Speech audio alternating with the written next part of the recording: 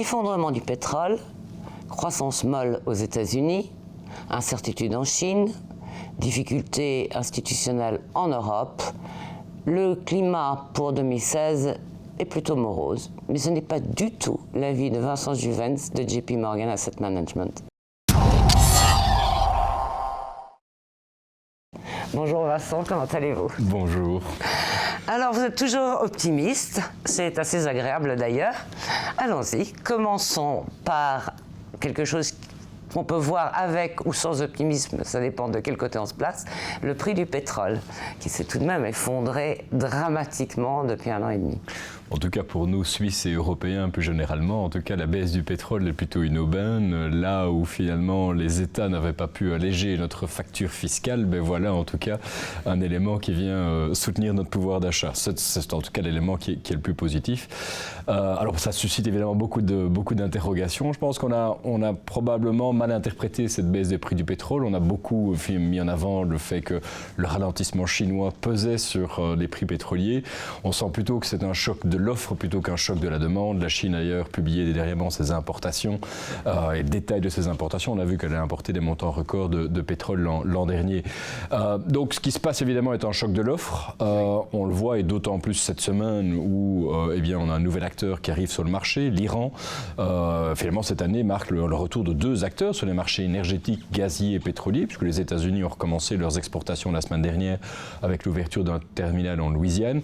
Donc on peut ici très clairement voir eh bien, que ce n'est pas tellement la demande qui est en berne, mais que c'est bien évidemment l'offre qui est en hausse. Et puis dans le contexte de tensions géopolitiques qu'on a au Moyen-Orient, où sunnites et chiites s'affrontent, bien s'affrontent plus par voie de guerre commerciale, où on voit que l'Iran n'hésitera pas à bypasser l'avis de l'OPEP pour augmenter, en tout cas développer sa production et finalement gagner des parts de marché. Je pense que dès lors, cette bataille de guerre de marché est appelée à perdurer. Cela étant, on est quand même dans un contexte économique global que je continue à percevoir comme relativement positif. Il y a un certain nombre d'incertitudes, de risques, et je ne les néglige pas, mais enfin on a quand même toujours une croissance qui est en phase d'accélération, qui est assez positive en Europe, aux États-Unis, dans les pays développés de manière générale, qui est soutenue par la consommation, et qu'à son tour on pourrait espérer que dans 2016, finalement ce transfert de richesse qui a été opéré des émergents vers les pays développés revienne en tout cas partiellement vers les pays émergents, par voie en tout cas de consommation soutenue en Europe, aux États-Unis notamment. Justement, puisqu'on parle de croissance et de croissance mondiale, on voit tout de même sur ce graphique que vous nous avez envoyé que la croissance n'est pas si en berne qu'on le dit. Elle progresse plutôt assez gentiment. Bon, c'est pas extraordinaire, c'est pas les chiffres qu'on a vus à d'autres époques, mais elle est tout de même assez constante. Et on voit aussi que la contribution à cette croissance des pays développés plutôt en baisse, enfin disons qu'elle est stable pour l'instant, elle a été très en baisse à un moment donné, mais que la croissance chinoise, elle continue à apporter une contribution forte à cette croissance mondiale. Oui, tout à fait. Et je pense que c'est pour ça que finalement je me suis permis d'intituler ce slide « Mythe et réalité ». Je pense c'est vrai qu'on dit beaucoup de choses sur la croissance mondiale. Ça a d'abord été une déception en 2015, une déception pour moi, l'optimiste que je suis également. On avait des anticipations de croissance qui étaient plus élevées que ce qu'on aura vraisemblablement eu, puisqu'on tablait sur les estimations de 3,6% pour 2015, alors que finalement on terminera vraisemblablement plus proche de 3%. Différents facteurs expliquent ce phénomène. Tout d'abord ce transfert de richesses émergents vers les pays développés qui devait finalement revenir partiellement aux émergents, qui s'était opéré avec un effet retard. Donc on voit que les émergents ont moins soutenu la croissance que nous pouvions l'anticiper cette année. Il y a un facteur aussi qui, depuis 2008, fait que systématiquement on doit revoir les chiffres de croissance à la baisse, notamment la faible croissance de la productivité. C'est évidemment un sujet de discussion important dans les cénacles économiques aujourd'hui. Pourquoi est-ce que la productivité dans les économies développées, mais également émergentes, ne repart pas davantage? Donc ça, c'est évidemment un point à surveiller. Maintenant, ce qui concerne la Chine, on a beaucoup parlé en 2015 de la Chine et on sent évidemment que 2016 est à nouveau sous le sceau de la Chine. J'aime à dire finalement, on a commencé le nouvel an chinois quelques semaines en avance. Il est notable en tout cas d'observer que si on prend la période de 2007 où la Chine affichait une croissance de 14%, on voit que la contribution de la Chine au PIB mondial est finalement identique à sa contribution aujourd'hui avec une croissance proche de 7%. Finalement, même si la Chine devait afficher une croissance de 5%, elle générait toujours par an l'équivalent 1% du PIB suisse.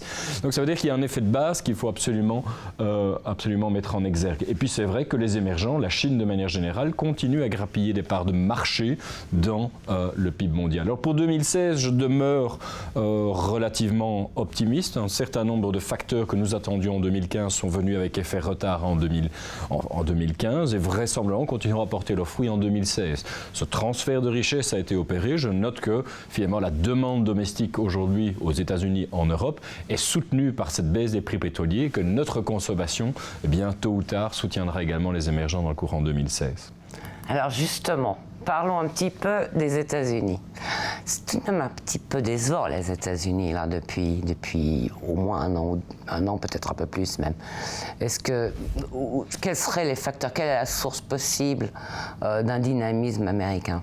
Alors, décevant, je le nuancerai. Alors, il y a un certain nombre de facteurs qui infectent l'ensemble des économies mondiales, c'est-à-dire finalement un vieillissement de la population, une baisse de la productivité qui viennent peser sur le potentiel de croissance. C'est quelque chose auquel les États-Unis sont confrontés comme d'autres, mais ceci dit avec moins de force. On sent que les États-Unis ont encore une démographie qui est relativement dynamique par rapport à d'autres régions et s'en tirent finalement pas trop mal. Le taux de chômage est tout de même redescendu à un plus bas historique. Sur 30 ans, on a une moyenne de 6,5% de taux de chômage, on est à 5 aujourd'hui.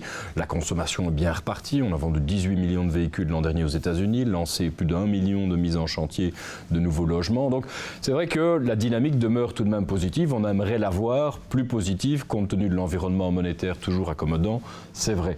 Alors, il y a évidemment deux camps aujourd'hui lorsqu'on observe les États-Unis. D'aucuns, tel George Soros, voient les États-Unis, je dirais, à l'aube d'une récession. Les signaux de marché, parfois, laissent penser qu'on est en fin de cycle aux États-Unis, de gros volumes de fusion-acquisition, des marges qui sont en baisse, un taux de défaut au niveau du crédit qui est en hausse également. Maintenant, un certain nombre de variables économiques plaident, en tout cas, pour que les États-Unis continuent à afficher une croissance décente en 2016. Et je me range plutôt dans ce camp-là, vous l'aurez bien entendu compris. Alors, qu'est-ce qui fait la force des États-Unis, historiquement, c'est la dynamique de la consommation qui fait 70% du PIB. Et je pense que la consommation devrait être soutenue. On a tout d'abord un effet richesse qui est tout à fait notable au niveau des États-Unis. On voit le patrimoine net des ménages, qui a peut-être été un peu raboté ces 2 dernières semaines après la baisse du S&P 500, mais qui demeure évidemment à des plus hauts historiques. On voit également que dans un contexte, puisque vraiment la question est de savoir si la consommation survivra finalement aux hausses de taux de la Réserve fédérale américaine, parce qu'évidemment ça va compliquer la vie des ménages américains. On voit notamment que sur l'accès au marché immobilier, finalement il y a peu de chances que les hausses de taux rendent cet accès beaucoup plus difficile dans les mois à venir, parce qu'on est dans un contexte où les marchés immobiliers est particulièrement accessible et où le coût de service de la dette est particulièrement faible historiquement. Il faut également signaler que, contrairement à l'image qu'on pourrait avoir de l'Europe, les Américains ne sont pas très aventureux sur, je dirais, la gestion de leur dette à titre personnel. En d'autres termes, ils ont de la dette qui est essentiellement à taux fixe. 71% notamment des prêts immobiliers contractés aux États-Unis sont à taux fixe. Donc ça veut dire que la hausse des taux ne va pas leur faire mal immédiatement au portefeuille. Et à contrario, on observe que les rendements des produits d'épargne aux États-Unis, les Américains ont pour, en tout cas, un volume d'épargne à peu près 80% du PIB des États-Unis, tout à fait notable, ces rendements vont augmenter. JP Morgan a d'ailleurs été l'une des premières banques aux États-Unis à relever la rémunération de ses carnets d'épargne.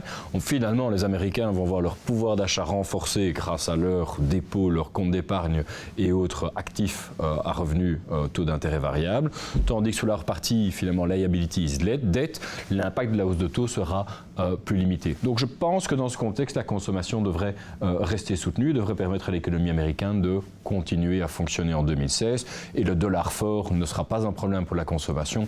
$1 à New York, Détroit, Minneapolis ou autre, ça donne toujours le même pouvoir d'achat. Bien, alors puisque nous sommes en perspective mondiale, il va nous falloir galoper sur la zone suivante qui est l'Europe. Et là, il y a vraiment des problèmes tout de même institutionnels. Est-ce que la cohésion d'Europe est menacée et quel impact ça peut avoir sur son économie ? Elle est mise au défi, c'est certain. J'assistais dernièrement à une conférence de M. Timmermans, vice-président de la Commission européenne, qui, pas plus tard que la semaine dernière, rappelait que finalement jamais dans son expérience récente, il n'avait senti l'Europe autant, je dirais, défiée dans sa capacité de subsistance institutionnelle.